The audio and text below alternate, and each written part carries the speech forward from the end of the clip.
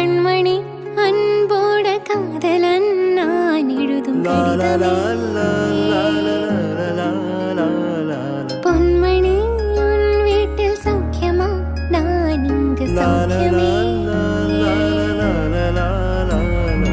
மனிதர் உணர்ந்து கொள்ள இது மனிதர் காதல் அல்ல அதையும் தாண்டி புனிதமானது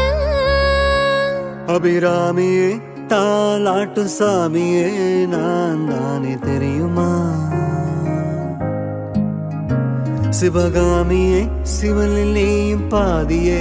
அது உனக்கு புரியுமா சுபலாலி லாலி லாலி லாலி அபிராமி லாலி லாலி லாலி